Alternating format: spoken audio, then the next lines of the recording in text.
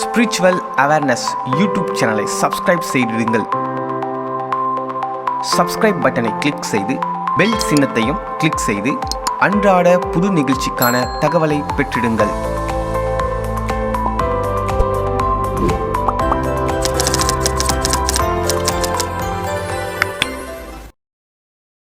கொஞ்ச நேரம் தேவனுடைய வார்த்தையை நாம் கேட்போம். தேவனுடைய வார்த்தை ஜீவன் உள்ளது, வல்லமை உள்ளது. அது வாழ்க்கையை தலைகீழாக மாற்றக்கூடியது. கர்த்தருடைய வார்த்தை என்றென்றைக்கும் நிலைத்து நிற்கக்கூடியது. பாவியை நீதிமானாக மாற்றக்கூடியது. நம்பிக்கை இல்லாத வாழ்க்கையிலே நம்பிக்கையை கொடுக்கக்கூடியது. அப்படி நம்ம நிறைய சொல்லிகிட்டே இருக்கலாம். ஸோ அந்த வார்த்தையை நாம் கவனமாக நாம் கேட்போம். இன்றைய தியானத்திற்கென்று நாம் எடுத்துக்கொண்ட ஒரு வேத பகுதி ஏசாயா தீர்க்க தரிசன புஸ்தகம் 26வது அதிகாரம் 3வது வசனம். உம்மை உறுதியாய் பற்றி கொண்ட மனதுடையவன் உம்மையே நம்பியிருக்கிறபடியால் நீர் அவனை பூரண சமாதானத்துடன் காத்து கொள்வீர். ஆமென். அருமையான தாய்மார்களுக்கும் இருக்கிற கர்த்தருடைய ஊழியக்காரர்களாகிய நம்ம எல்லாரும் செய்ய வேண்டிய ஒரு முக்கியமான விஷயம் என்ன அப்படின்னா, கர்த்தரை நாம் உறுதியாய் பற்றி கொள்ள வேண்டும். கர்த்தரை நாம் உறுதியாய் பற்றி கொள்வது என்றால் என்ன அப்படின்னு 3 வசனங்களை நான் உங்களுக்கு சொல்ல போகிறேன். கர்த்தரை உறுதியாய் பற்றி கொள்வது என்று நாம் சொல்லுகின்ற பொழுது எல்லா கிறிஸ்தவர்களும் சொல்லுவார்கள், நான் கர்த்தரை உறுதியாகத்தான் பற்றி கொண்டிருக்கிறேன் என்று. ஆனால் அது உண்மை அல்ல. ஒரு சிலர் தான் அவரை உண்மையாகவே உறுதியாக பற்றி கொண்டிருக்கிறார்கள். இப்போ நீங்களும் நானும் கர்த்தரை உறுதியாக பற்றிட்டு இருக்கோமா இல்லையா அப்படின்றத நம்ம என்ன பண்ணோம், சோதிச்சு பார்க்கணும். சோதனை ரொம்ப முக்கியம். ஸ்கூலில் படிக்கிற பையன் நல்லா படிக்கிறானா இல்லையான்றதுக்கு அவனுக்கு ஒரு சோதனை வருகிறது. அதுதான் டெஸ்ட்டு, பரீட்சை, எக்ஸாம் என்று நாம் சொல்லுகிறோம். எல்லாத்துக்கும் சோதனை, டெஸ்ட் இருக்கிறது. நம்முடைய விசுவாசத்துக்கும் சோதனை இருக்கிறது. விலையேறப்பெற்ற பொன் அக்கினியினாலே சோதிக்கப்படுவதைப் போல நம்முடைய விசுவாசமும் என்ன செய்யப்படுகிறது, சோதிக்கப்படுகிறது. இப்போ ஆண்டவர் நீங்கள் உறுதியாக பிடிச்சிருக்கீங்களா இல்லையா அப்படின்றது எப்போ தெரியும் அப்படின்னா, அதுக்கு வாழ்க்கையில் நிறைய கட்டங்கள், நிறைய சந்தர்ப்பங்கள், நிறைய சூழ்நிலைகள் வருகின்ற பொழுது அது நமக்கு தெரிஞ்சிடும். ஆனால் ஒரு விஷயம் என்னென்னா, யார் கர்த்தரை உறுதியாக பிடித்து கொண்டிருக்கிறார்களோ அவர்களை ஆண்டவர் பூரண சமாதானத்தோடு என்ன செய்வாராம், காத்து கொள்வார். அல்லேலூயா, அல்லேலூயா. ஆண்டவரை நம்ம என்ன செய்யணும், உறுதியாக பற்றி கொள்ள வேண்டும். முதலாவது, நம்ம செய்கின்ற ஒரு வேலை, தொழில், வியாபாரம், ஏதோ ஒன்று, அந்த மாதிரி நாம் ஒரு ஆண்டவருடைய பிள்ளையாக இருந்து நாம் செய்கின்ற போது அதில் நஷ்டம் வருதுன்னு வச்சுக்கோங்க. சரி, விவசாயம் பண்ணுறோம், இந்த வருஷம் சரியாக விவசாயம் வரல. ஏதோ ஒரு வியாபாரம் பண்ணுறோம், அது சரியாக வரல, நஷ்டமாகுது. அந்த மாதிரி சூழ்நிலைகள் வருகின்ற பொழுது தெரிஞ்சிடும் நீங்கள் கர்த்தரை உண்மையாக உறுதியாக பற்றி கொண்டிருக்கீங்களா இல்லையான்றது அப்போ தான் தெரியும். கர்த்தரை உறுதியாய் பற்றி கொண்டிருக்கிற ஒரு மனிதனுடைய வாழ்க்கையில் இது போன்ற நஷ்டங்கள், விரயங்கள் வருகின்ற பொழுது அவனுடைய மனநிலை எப்படி இருக்கும், எப்படி இருக்க வேண்டும் என்பதற்கு ஒரு வேத வசனம் நமக்கு இருக்கின்றது. வாசிப்போம். ஆபுக்குக் தீர்க்க தரிசன புஸ்தகம் 3வது அதிகாரம் 17-18 பாருங்க. ஆண்டவரை உறுதியாக நீங்கள் பிடிச்சிருக்கீங்களா இல்லையா அப்படின்றது எப்போ தெரியும்னா, இந்த பக்தன் எப்படி சொல்றாரு பாருங்க, வாசிங்க. அத்திமரம் துளிர் விடாமற் போனாலும் திராட்சை செடிகளில் பழம் உண்டாகாமற் போனாலும் ஒலிவ மரத்தின் பலன் அற்று போனாலும் வயல்கள் தானியத்தை விளைவியாமற் போனாலும் கிடையில் ஆட்டு மந்தைகள் முதலற்று போனாலும் தொழுவத்திலே மாடு இல்லாமற் போனாலும் நான் கர்த்தருக்குள் மகிழ்ச்சியாய் இருப்பேன். முடியுமா? இது தாங்க வாழ்வாதாரமே, இதுதான். எல்லாத்தையும் சொல்லிட்டார். அதில் ஒரு இஸ்ரவேலில் இருக்கிற ஒரு யூதனுடைய வாழ்வாதாரமே இவ்வளோதான், இதுக்கு மேலே எதுவும் கிடையாது. என்னென்ன வாழ்வாதாரம் சொல்லுங்கள்? ஃபர்ஸ்ட்லேருந்து நம்பர் 1, அத்தி மரம். அத்தி பழங்களை எடுத்து பதப்படுத்தி அத்தி பழங்களை பதிப்படுத்தி வெளிநாடுகளுக்கு எக்ஸ்போர்ட் பண்ணுறாங்க. அதுக்கப்புறம் அது அவங்களுக்கு நல்ல வியாபாரம். அதுக்கு அடுத்தது திராட்சை செடி, அதை எடுத்து அந்த பழத்தை எடுத்து திராட்சை ஆலையில் எடுத்துகிட்டு போயிட்டு அதை ரசமாக பிழிஞ்சு அதை விற்பனை செஞ்சு அது மூலமாக பணம் சம்பாதிக்கிறாங்க. அடுத்து ஒலிவ மரத்துலேருந்து எண்ணெய் எடுத்து பழம் எடுத்து அதை இடித்து பிழிஞ்சு அந்த எண்ணெயை எடுத்து உலகம் ஃபுல்லாக சப்ளை பண்ணுறாங்க, அதுலேருந்து வருமானம் வருது. அடுத்து வயல்வெளியில் கோதுமையோ தானியங்களை அவங்க பயிர் செஞ்சு அறுவடை செஞ்சு சாப்பாட்டுக்கும் விற்பனைக்கும் பயன்படுத்துகிறாங்க. அடுத்து ஆடு மாடுகளை அவங்க வளர்க்குறாங்க. பிரதானமான தொழில் அவங்களுக்கு ஆடு மாடு வளர்க்குறாங்க. அதை நல்ல மலைகளை மேய்ச்சி அதை பழுகி பெருக வச்சு அதை குட்டி போட்டு அதனுடைய ரோமங்களை எடுத்து பாலை எடுத்து மாம்சம் எல்லாத்தையும் பணமாக்கி இதுதான் அவனுடைய வாழ்வாதாரம். ஒரு தேவ மனிதன் சொல்லுகின்றான், இது எல்லாமே எனக்கு இல்லாமல் போனாலும் நான் கர்த்தருக்குள் மகிழ்ச்சியாக இருப்பேன். இதுதாங்க கர்த்தரை உறுதியாக பிடிக்கிறது. கர்த்தரை உறுதியாக பிடிக்கிறதுன்னு சும்மா வாயில் சொல்கிறது இல்லை, வாயில் வடை சுடுறது இல்லை. கிறிஸ்தவம் கிரியிலே நாம் காண்பிக்க வேண்டும். இப்போ இவர் சொன்ன எல்லாம் இல்லாமல் போனால் செத்துருவோமா? அல்லேலூயா. அருமையான தேவ பிள்ளைகளே, சில பேர் நீங்கள் இருக்கீங்க, என்னை என் மருமக கவனிக்கலை, என் பிள்ளை கவனிக்கலை, என் தாய் வீட்டில் கவனிக்கலை, சொந்த பந்தங்கள் கவனிக்கலை. ஏன் கவனிக்கணும்? உன்னை கவனிக்க ஏசு இருக்கிறாருல்ல, உன்னை கவனிக்க ஏசு இருக்கிறார். ஏசு ஒரு வாக்குத்தத்தம் பண்ணியிருக்கிறாரு, உனக்கு நரமுடி வரைக்கும் நான் உன்னை தாங்குவேன், ஏந்துவேன், சுமப்பேன்னு சொல்லியிருக்கிறார். அவரை நம்புங்க. யார் மேலேயும் கசந்து கொள்ளாதீங்க, யார் மேலேயும் கோவப்படாதீங்க. யாரும் என்னை கவனிக்கலை, எனக்கு உதவி செய்யலை, என்னை விசாரிக்கலைன்னு நீங்கள் யார் மேலேயாவது கோபமாக இருந்தீங்கன்னா, கசப்பாக இருந்தீங்கன்னா, அதுதான் பாவம். அது என்னது? அது பாவம். அது ஆண்டவர் துக்கப்படுவார். ஆண்டவரை விட உங்களுக்கு விசாரிக்கிறதுக்கு இந்த உலகத்தில் யாராலனா முடியுமா?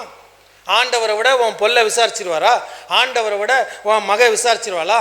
ஆண்டவரை விட உன் சொந்தக்காரங்க விசாரிச்சிருவாங்களா? எல்லாவற்றுக்கும் மேலாக நம்மை விசாரிக்கிறவர், பாதுகாக்கிறவர், பராமரிக்கிறவர், அவ்வப்பொழுது சரியான நேரத்தில் என் தேவைகளை சந்திக்கிறவர் என் ஆண்டவராக இயேசு கிறிஸ்து. அவர் மேலே நம்பிக்கையாக இருங்க, அவரை உறுதியாக பிடிச்சிக்கங்க. ஆமென். அல்லேலூயா. நீங்கள் அவரை உறுதியாக பிடிச்சிருக்கீங்களா இல்லையான்றதை கண்டுபிடிக்கிறதுக்கு இன்னொரு அடையாளம் சொல்கிறேன். நீங்கள் அவரை உறுதியாக பிடிச்சிருந்தீங்கன்னா உங்கள் பொண்ணு, புள்ள, மருமக, மாமனார், உங்கள் சொந்த யார் மேலே உங்களுக்கு கசப்பு இருக்கவே இருக்காது. ஏன்னா யாரை பற்றி எனக்கு கவலை இல்லை, எனக்கு ஏசப்பா இருக்கின்றார். ஏசப்பா என்ன இருக்கிறார், நான் அவரை உறுதியாக பிடிச்சிருக்கிறேன். அவர் நான் மரிக்கிற வரைக்கும், அவர் பரலோகம் நான் போய் சேர்ற வரைக்கும் அவர் என்னை பாதுகாப்பார், பராமரிப்பார், எனக்கு உடை கொடுப்பார், உணவு கொடுப்பார், அவர் என்னை பராமரிப்பார், பாதுகாப்பார் என்கின்ற விசுவாசம், நம்பிக்கை உங்களுக்கு இருக்குமே. ஏனால் அப்போ நீங்கள் ஏன் மற்றவங்க மேலே கோவப்படுறீங்க? அப்படின்னா நீங்கள் மற்றவங்க மேலே என்ன செய்யக்கூடாது? கோவப்படக்கூடாது. அவங்க எதனா சொன்னால் கூட பரவாயில்லப்பா, ஒன்றும் பிரச்சனை இல்லை, ஆண்டவர் என்னை ஆசீர்வச்சிருக்கிறார், நீ ஒன்றும் வருத்தப்படாது, அப்படி தான் சொல்லணும். அப்படி தான் நீ சொல்லணும். இல்லை பரவாயில்ல, நீ ஒன்றும் வருத்தப்பட்டுக்காத, என் ஆண்டவர் ஒரு நாள் எனக்கு ஒரு குறைய வைக்கல, நல்ல சாப்பாடு கொடுத்துருக்காரு, நல்ல துணிமணி கொடுத்துருக்கிறாரு, உன் மேலே எனக்கு எந்த வருத்தமும் இல்லை, உனக்கு குடும்பம் இருக்குது, நீ பார்ப்பா அப்படின்னு சொல்லுகிற ஒருத்தவங்க தான் உண்மையாலுமே நல்ல தேவனுடைய பிள்ளைகள். அவர்கள் தான் உண்மையாகவே கர்த்தரை உறுதியாய் பற்றி கொண்டிருக்கிறவர்கள். இதை விட்டுட்டு முறுமுறுக்கிறது, கம்ப்ளைண்ட் பண்ணுறது, மற்றவங்ககிட்ட போய் பேசுறது, அவன் கவனிக்கலை, இவன் கவனிக்கலை, அவன் விசாரிக்கலை, இவன் விசாரிக்கலை அப்படின்னா இயேசுநாதரே துக்கப்படுவார். நான் உன்னை விசாரிக்கிறேனே, சொல்லு, உனக்கு என்ன குறை வச்சிருக்கிறாரு? உனக்கு சாப்பாட்டு குறை இருக்குதா? இல்லை உனக்கு கட்டிக்கிறதுக்கு துணிமணிக்கு குறை இருக்குதா? இல்லை உனக்கு இருக்கிறதுக்கு இடத்துக்கு குறை இருக்குதா? என்ன குறை இருக்குது சொல்லுங்க பார்க்கலாம். ஆண்டவர் இது மூணுக்கும் உங்களுக்கு எந்த குறையும் வைக்கல. அப்புறம் ஏன் நீங்கள் குறை சொல்லிகிட்டே இருக்கீங்க? அப்படி குறை சொன்னீங்கன்னா, நீ பிள்ளையை குறை சொன்னாலும், நீ மருமகளை குறை சொன்னாலும், யாரை சொன்னாலும், நீங்கள் யாரை தெரியுமா உண்மையாலுமே குறை சொல்கிறீங்க? ஆண்டவரை தான் குறை சொல்கிறீங்க. ஏன்னா ஆண்டவர் உங்களை விசாரிக்காமல் உங்களை நடுத்தரில் விட்டா மாதிரியும், உங்கள் பிள்ளைங்க உங்களை கவனிக்காத மாதிரி நீங்கள் ஆண்டவரை குறை சொல்கிறது எதை காண்பிக்கிறது? நீங்கள் ஆண்டவரை உறுதியாக பற்றி கொள்ளவில்லை என்பதை காண்பிக்கிறது. ஆமென். ஹல்லேலூயா. இந்த பக்தன் என்ன சொல்கிறார் பாருங்க, இதை வாசிக்கும்போது எப்படி தான் அவரால் அப்படி சொல்ல முடிஞ்சுதுன்னு எனக்கு தெரியல. ஆனால் யாரால் இப்படி சொல்ல முடியும் தெரியுமா? ஒருவர் தேவனை எந்த அளவுக்கு ஆழமாக நேசித்தால், ஒருவர் தேவனை எந்த அளவுக்கு அனுபவித்திருந்தால், ஒருவர் தேவனை எந்த அளவுக்கு தன் உயிரின மேலாக நேசித்தால், உறுதியாக நம்பினால் மட்டுமே அந்த மனுஷனால் மட்டும்தான் இந்த மாதிரியான ஒரு ஸ்டேட்மெண்ட்டை சொல்ல முடியும். இதெல்லாம் வாழ்க்கைக்கு ரொம்ப அவசியம்தான். பணம் முக்கியம்தான், வேலை முக்கியம்தான், வருமானம் முக்கியம்தான், ஒரு விவசாய தொழில் முக்கியம்தான், ஒரு வியாபாரம் முக்கியம்தான். அதை நம்பி தான் நம்ம வாழ்கிறோம். ஆனால் ஒன்றை தெரிந்து கொள்ளும், இது எல்லாவற்றை காட்டிலும் இயேசு கிறிஸ்துவ மேல் நாம் வைத்திருக்கிற உறுதியான நம்பிக்கை மிகவும் முக்கியம். அதனால் இந்த மாதிரியான இந்த வருஷம் சரியாக பயிர் வரல, இந்த வருஷம் ஆட்டு மந்தை சரியாக பலன் கொடுக்கல, இந்த வருஷம் ஒலிவ மரம் காயே காய்க்கல, திராட்சை ரசம்லாம் பூச்சி அடிச்சிருச்சு, முதலுக்கே மோசமாயிருச்சு, ரொம்ப வருத்தமாயிடுச்சு, என்ன ஆண்டவர் இப்படி பண்ணிட்டாரு, என்ன ஆண்டவர் இப்படி நம்மளை இந்த வருஷம் கையை விட்டாரு, கடங்காரன் ஆக்கிட்டாரு, அப்படி இப்படின்னு முறுமுறுத்து கொண்டு இருப்பீர்களேயானால் இது எதை வெளிப்படுத்துகிறது என்றால், நீங்கள் கர்த்தரை உறுதியாய் நம்பவில்லை என்பதை வெளிப்படுத்துகிறது. இன்னொரு வெளிப்பாடு சொல்கிறேன், நீங்கள் கர்த்தரை ஆதாயத்துக்காக, லாபத்திற்காக, வருமானத்திற்காக, செழிப்புக்காக மட்டுமே நம்புகிறீர்கள் என்பதை இன்னொரு அர்த்தத்திலிருந்து நம்ம காண்பிக்கிறது. கர்த்தரை நம்ம அதுக்காகலாம் நம்பலை, அவர் தான் ஆண்டவர்ன்றதுக்காக நம்ம அவரை நம்புகிறோம். அவரை ஆசீர்வதிச்சாலும் சந்தோஷம், ஆசீர்வதிக்காமல் விட்டாலும் சந்தோஷம். இதெல்லாம் விரயமாயிடுச்சு, நஷ்டமாயிடுச்சு அப்படின்னா, எனக்கு சாப்பாடு வேணும்னு அவருக்கு தெரியும், எனக்கு வீடு வேணும்னு அவருக்கு தெரியும், எனக்கு துணிமணி வேணும்னு அவருக்கு தெரியும். அவருக்கு தெரியாதா? அவர் ஒரு நாளும் அவர் பிள்ளைகளை நடுத்தரில் அவர் விடவே மாட்டார். சங்கீதக்காரன் சொல்லுகின்றான், நான் குழந்தையாக இருந்தேன், இளைஞனாக இருந்தேன், முதிர் வயதும் உள்ளவனானேன், நீதிமானுடைய சந்ததி அப்பத்துக்காக இறந்து திரிந்ததை என் கண்கள் கண்டதில்லை. ஹல்லேலூயா. கர்த்தர் ஒரு நாளும் நம்மளை கைவிட மாட்டார். ஆனால் நமக்கு தான் ஆண்டவர் மேலே இருக்கிற நம்பிக்கை அடிக்கடி என்ன ஆயிடுது, பலவீனமாயிருது. திடீர்னு ஒரு நேரம் உற்சாகம் வந்துடுது, ஆண்டவரை ஓவராக நம்ம நம்புகிறோம், திடீர்னு உற்சாகம் ஜீரோக்கு வந்துடுது, ஆண்டவர் மேலே முறுமுறுக்கிறோம். இது நல்ல ஒரு சீரான ஆவிக்குரிய வாழ்க்கை இல்லை பாருங்கள். அப் அண்ட் டவுன், மேலே கீழே மேலே கீழே என்பது ஒரு குழந்தையாக இருக்கிற போது, ஒரு ஆவிக்குரிய குழந்தையாக இருக்கிற போது ஓகே. ஆனால் 25-30 வருஷம் நான் கிறிஸ்துக்குள்ளே இருந்தோம், இன்னும் அப் அண்ட் டவுனாக இருக்கிறேன் அப்படின்னா வாழ்க்கை பலவீனமாகத்தான் இருக்கின்றது.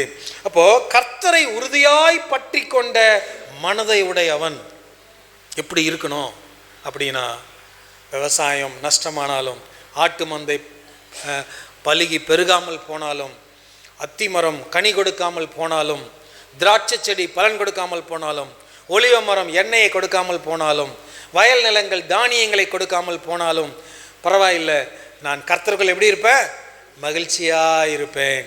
சில பேருக்கு எப்போ மகிழ்ச்சி தெரியுமா? இதெல்லாம் எப்போ ரெட்டத்தனியாக பலன் கொடுக்கிறதோ அப்போ தான் மகிழ்ச்சி. அல்லேலூயா. அது ரெட்டத்தனியாக பலன் கொடுத்தாலும் கொடுக்காவிட்டாலும் கர்த்தருக்குள்ளே நாம் எப்பொழுதும் மகிழ்ச்சியாக இருக்க வேண்டும். அதுதான் கர்த்தரை உறுதியாக நம்புவது.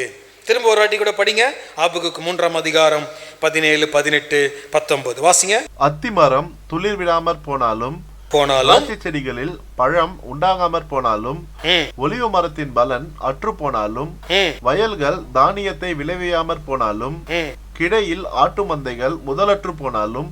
முதலற்று போனாலும் என்ன அர்த்தம்?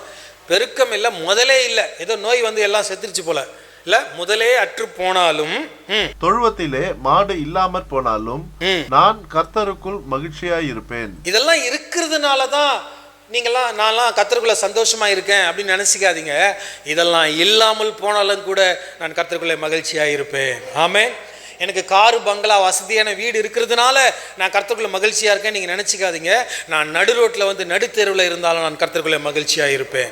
அதுதான் கர்த்தரை உறுதியாய் பற்றி கொண்ட மனதை உடையவனுடைய வாழ்க்கை முறை. அருமையான தேவனுடைய பிள்ளைகளே, நீங்க எந்த அளவுக்கு ஆண்டவரை உறுதியா பிடிச்சிருக்கீங்கன்றத கொஞ்சம் யோசித்து பாருங்க.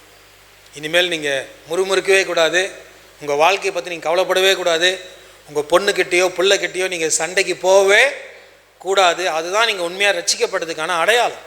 நீங்கள் ஆண்டவர் பிள்ளை இல்லையா? ஆண்டவர் உங்களை பார்த்துக்கிறாரு இல்லை? உங்களுக்கு ஏதாகிலும் குறைகள் இருந்தால், ஏதாகிலும் உங்களுக்கு தேவைகள் இருந்தால் நீங்கள் மனுஷங்கிட்ட போய் கேட்காதீங்க.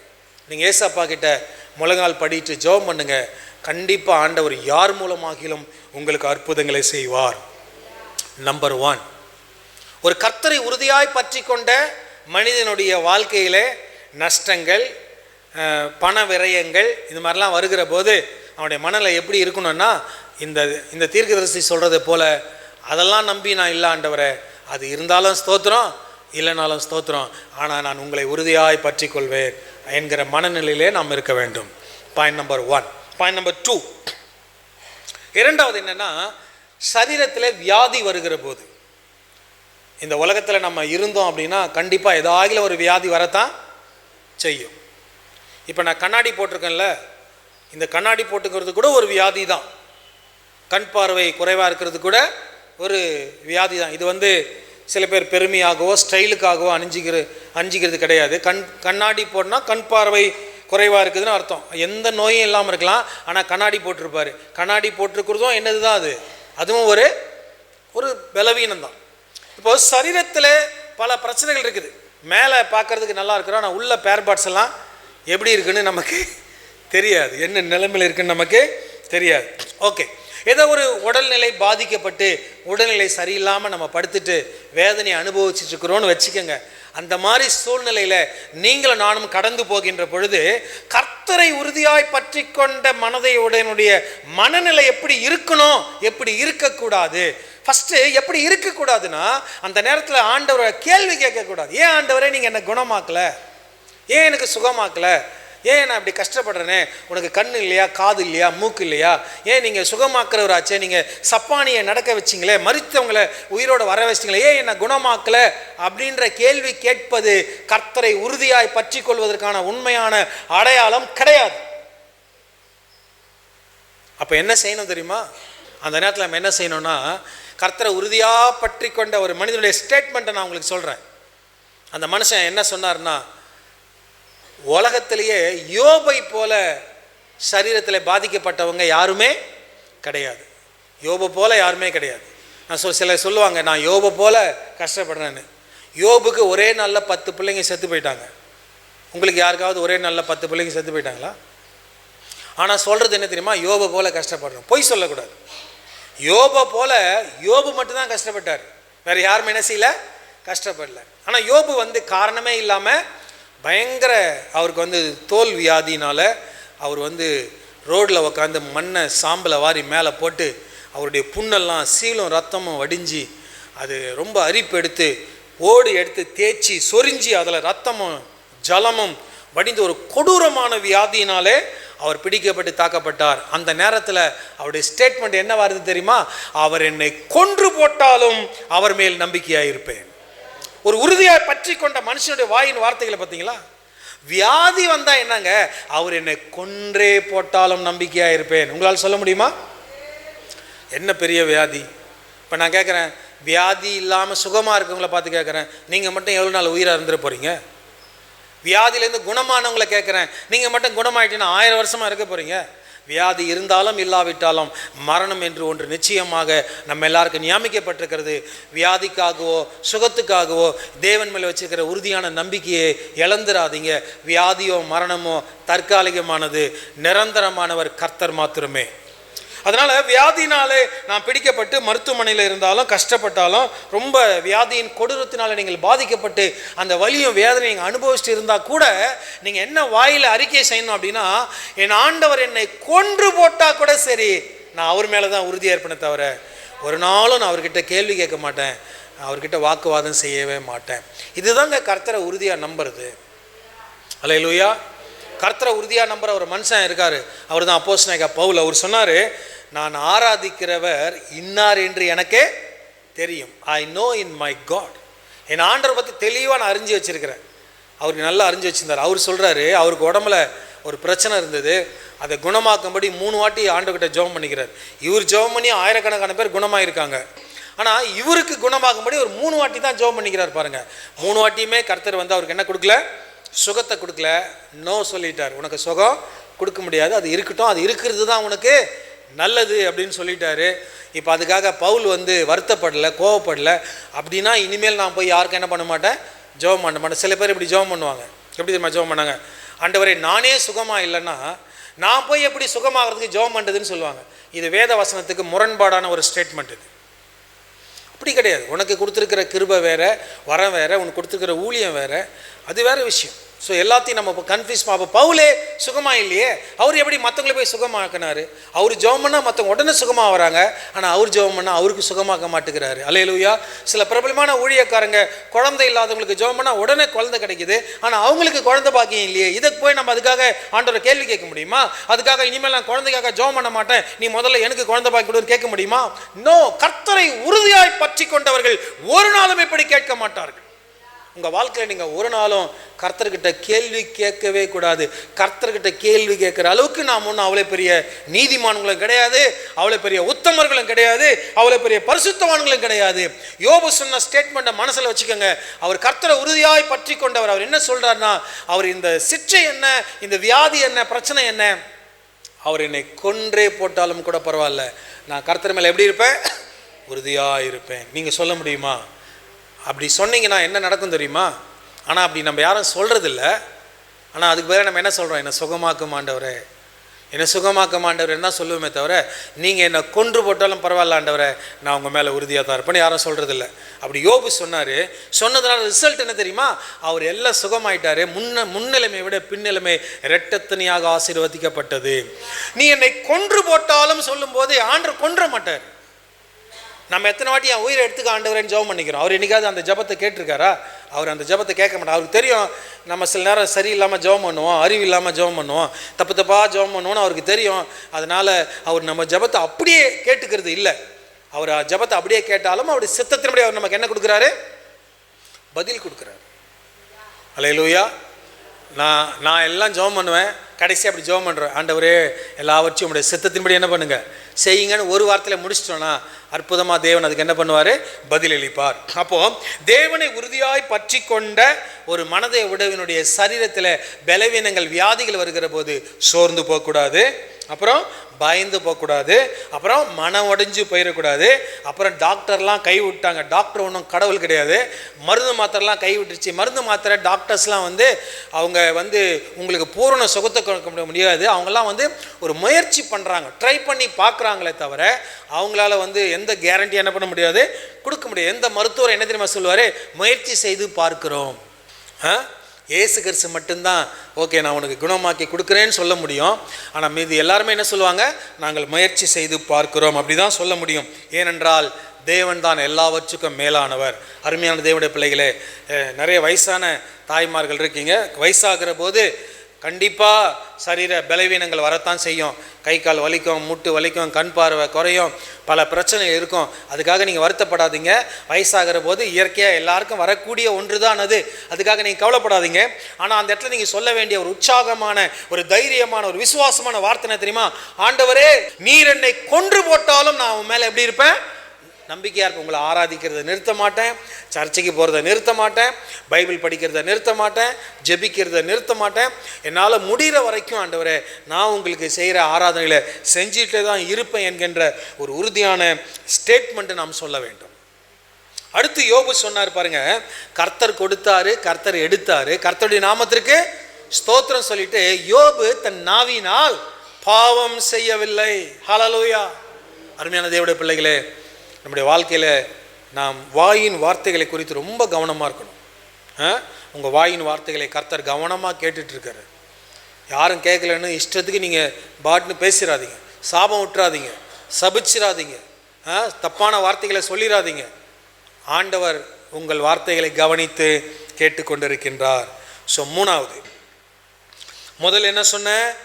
ஒரு தொழில் வியாபாரம் இவைகளிலே நஷ்டம் வருகிற போது கர்த்தரை உறுதியாக பிடிச்சி கொண்ட மனிதனுடைய மனநிலை எப்படி இருக்கணும் அப்படின்னா, இதெல்லாம் இருந்தாலும் இல்லைனாலும் பரவாயில்ல, நான் இதை நம்பி வாழலை, நான் இயேசுவை நம்பி வாழ்கிறேன் என்கின்ற உறுதித்தன்மை நமக்கு இருக்க வேண்டும். ரெண்டாவது, சரீர பலவீனங்கள் வியாதிகள், ஏன் மரணத்துக்கு நேராக அந்த வியாதி நம்மளை வழி நடத்தினா கூட பயந்துடக்கூடாது.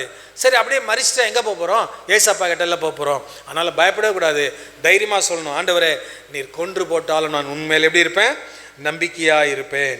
அல்லேலூயா, அல்லேலூயா. அடுத்து மூன்றாவது குடும்பம், உறவு, சொந்த பந்தங்கள், குடும்ப உறவு. இந்த குடும்ப உறவில் தான் நிறைய நமக்கு என்ன இருக்குது, பிரச்சனைகள் இருக்குது. நம்ம நல்ல ஒரு ஆவிக்குரியங்களா கிறிஸ்தவங்களாக நம்ம இருப்போம். ஆனால் குடும்ப உறவில் அவங்களுக்கு பார்த்திங்கன்னா ஏகப்பட்ட சிக்கல்கள் பிரச்சனை இருக்கும். பார்த்தா அவங்கக்கிட்ட பேச மாட்டாங்க, இவங்கக்கிட்ட பேச மாட்டாங்க, அவங்க வீட்டுக்கு இவங்க போக மாட்டாங்க, இவங்க வீட்டுக்கு அவங்க வரமாட்டாங்க. இதெல்லாம் ஒரு நல்ல கிறிஸ்தவத்துக்கு அழகு கிடையவே கிடையாது. அல்லேலூயா. ஒரு நல்ல கிறிஸ்தவங்க ஆண்டவரை உறுதியாய் பற்றி கொண்ட மனதை உடையவங்க எப்படி இருக்கணுன்றதுக்கு இயேசு கிறிஸ்துவே நமக்கு ஒரு நல்ல உதாரணமாக இருக்கிறார். பாருங்க, வாசிங்க.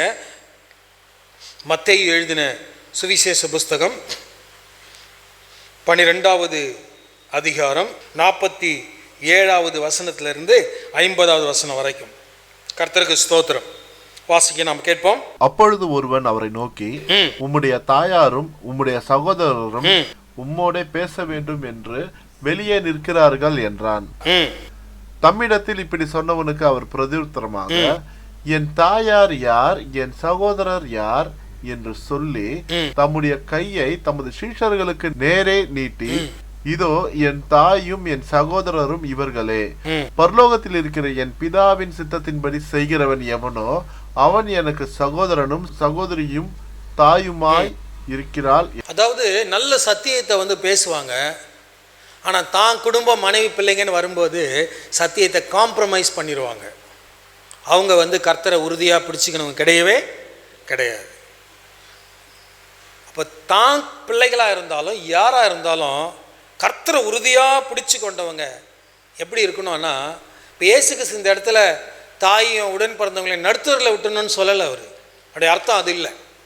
ஒரு வசனத்தை புரிஞ்சுக்கிறதுக்கு இன்னொரு வசனத்தை பார்க்கணும். இன்னொரு இடத்துல என்ன சொன்னார், என்னை விட அதிகமாக தாயோ தகப்பனையோ மனைவியோ சகோதரனையோ சகோதரியை நேசிக்கிறவன் எனக்கு பாத்திரவான் அல்ல. அப்படின்னா என்ன அர்த்தம், நீங்கள் கர்த்தராகிய இயேசு கிறிஸ்துவை உறுதியாய் பிடித்து கொண்டீங்க அப்படின்னா அதனுடைய வெளிப்பாடு என்னவென்றால், கர்த்தரை விட கர்த்தருக்கு கொடுக்கின்ற முக்கியத்துவத்தையும் முதலிடத்தையும் விட நம்ம குடும்ப உறுப்பினர்களுக்கு யாருக்கும் நம்ம என்ன பண்ணுறக்கூடாது, கொடுத்துடக்கூடாது. அப்படின்னா என்ன அர்த்தம் அப்படின்னா, கர்த்தரை நம்புகிற அளவுக்கு கர்த்தரை நேசிக்கிற அளவுக்கு நாம் இவங்களை என்ன செஞ்சிடக்கூடாது, நம்பிடக்கூடாது. இப்படி சொல்லலாம், கர்த்தரை விட அதிகமாக உன் குடும்பத்தையோ குடும்ப உறுப்பினர்களையோ நேசிப்பதோ நம்புவதோ இருக்கக்கூடாது. அப்போ அதிகமாக நம்ம நம்பிக்கை யார் மேலே தான் வைக்கணும், ஆண்டவர் மேலே தான் வைக்கணும். அதுக்காக இவங்களை நம்பக்கூடாதுன்னு சொல்லலை, கர்த்தரை விட நம்பக்கூடாது.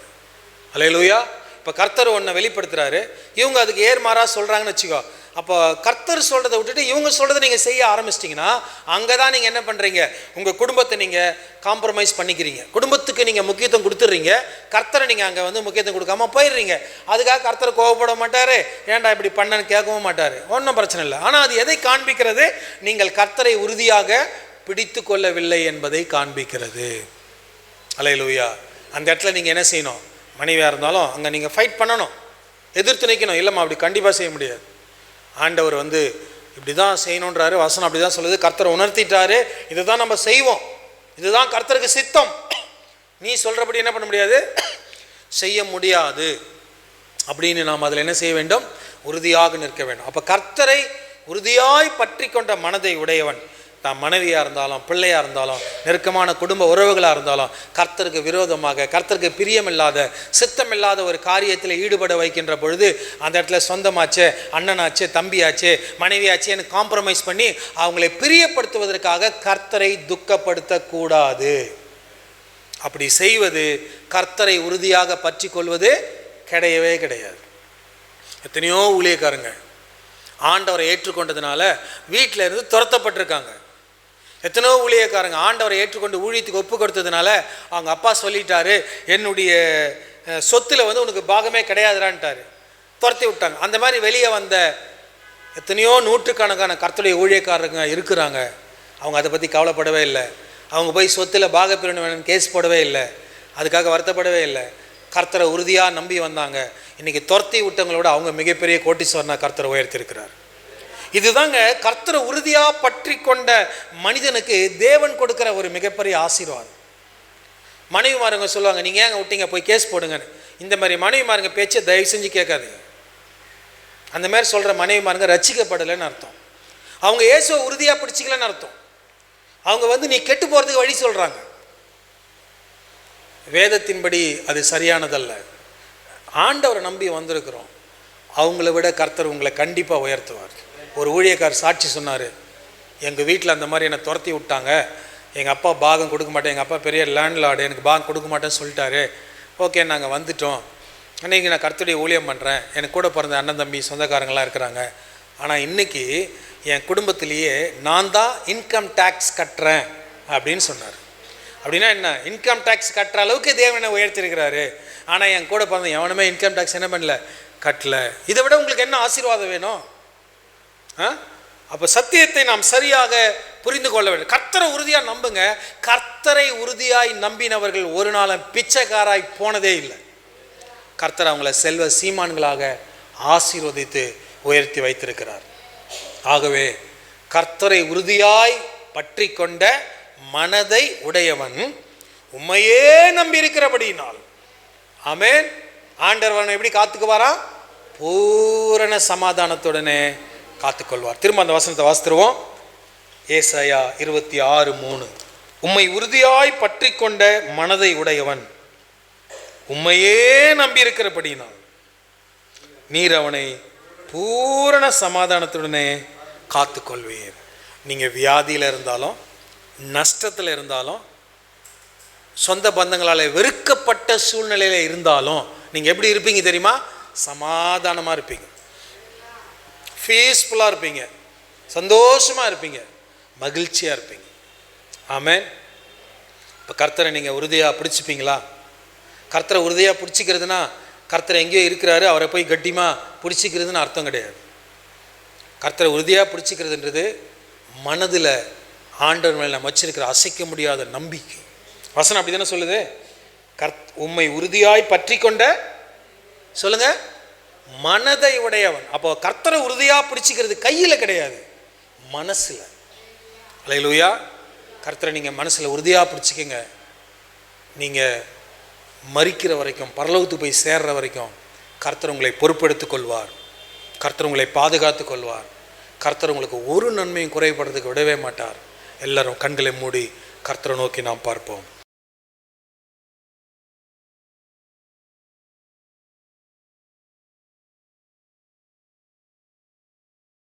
ஸ்பிரிச்சுவல் அவேர்னஸ் யூடியூப் சேனலை சப்ஸ்கிரைப் செய்திடுங்கள். சப்ஸ்கிரைப் பட்டனை கிளிக் செய்து பெல் சின்னத்தையும் கிளிக் செய்து அன்றாட புது நிகழ்ச்சிக்கான தகவலை பெற்றிடுங்கள்.